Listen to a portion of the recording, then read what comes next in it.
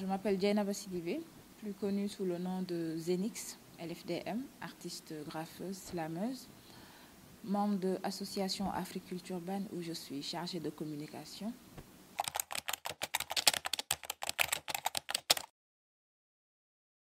Je ne sais pas pourquoi un beau jour je me suis réveillée et je me suis mise à peindre en fait, à dessiner, à reprendre des personnages de bande dessinée dans ma chambre. C'était venu comme ça, j'ai commencé comme ça. En lisant des bandes dessinées de Super Picsou Géant, je reprenais des personnages de Daisy Duck, de Donald, de Picsou, de Mickey, Minnie Mouse sur les murs de ma chambre à Thiaroye.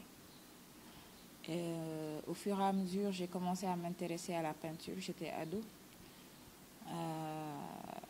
J'achetais de la peinture en détail. Je préférais m'acheter de la peinture, du bois, du tissu, me faire des petites toiles et peindre plutôt que de m'acheter des chaussures, des pantalons ou du make-up comme les autres jeunes filles de mon âge ou les ados. Alors, à chaque fois que se présentait l'occasion, je sautais dessus. C'est un beau jour, je me suis réveillée comme ça, c'était parti. J'avais une passion pour les couleurs, j'avais une passion pour la peinture, j'aimais être en contact avec la peinture. J'ai commencé à faire des recherches. Là, on est en 2007.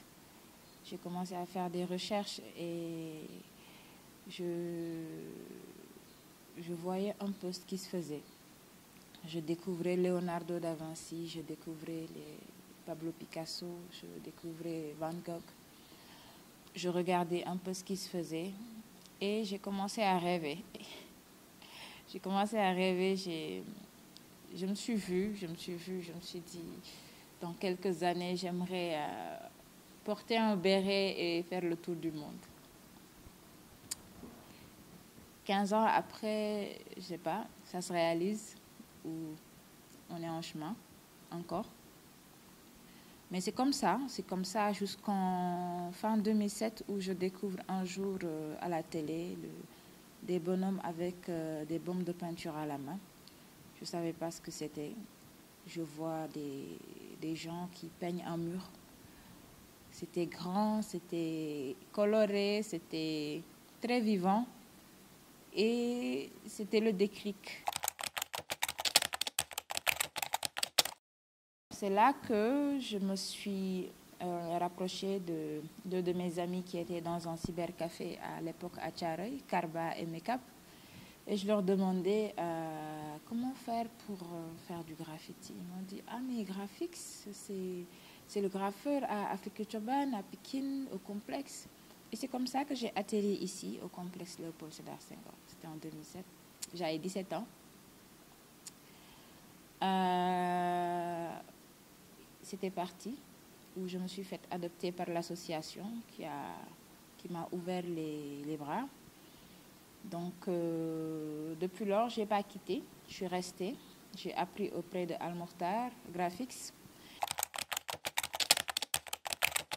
Donc, parmi ces objectifs, quand il s'agit de sensibiliser ou de rappeler l'histoire, en tout cas, les artistes n'hésitaient pas. Et je pense que cela aussi a joué un grand rôle dans mon engagement. Le fait de me dire que, ok, donc l'art ne sert pas que à se faire plaisir, à colorier quelque part, à faire sa fresque et voilà la satisfaction du fait accompli. J'ai fait une grande fresque, c'est beau, je suis contente, on va dire que ok, c'est Zenix qui l'a fait. Non, c'est au-delà de ça. Il y a toute une réflexion derrière, il y a tout un engagement derrière. Pourquoi est-ce que je me lève? Pourquoi je prends le spray? Pourquoi je prends le pinceau? Il fallait que je sois aussi un peu utile aux autres.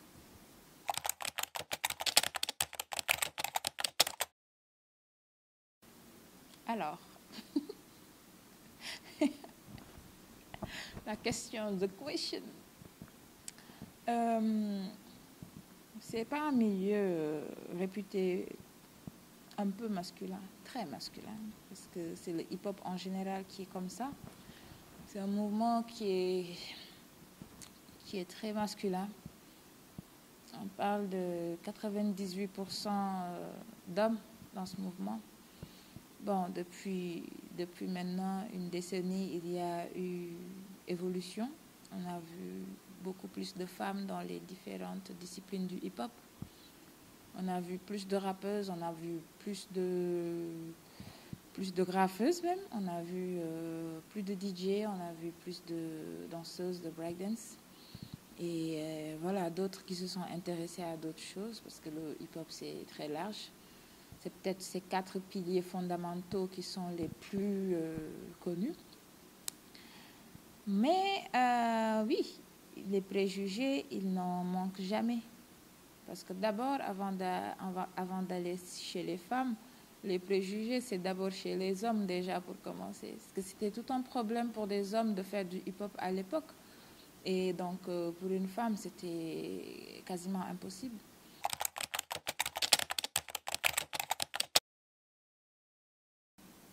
Je n'ai pas subi de pression venant des artistes. Au contraire, j'ai subi une pression venant de la société, du public. Parce qu'à l'époque où on pouvait être devant un mur ou un graffé, tous ensemble, où j'étais la seule femme, que des hommes, quand les hommes, ils avaient droit à des compliments, ou yeah bro, c'est nice, et tout. Moi, c'était plutôt, ah, c'est une fille, là, digen bouille peinture. C'est une fille qui te fait de la peinture.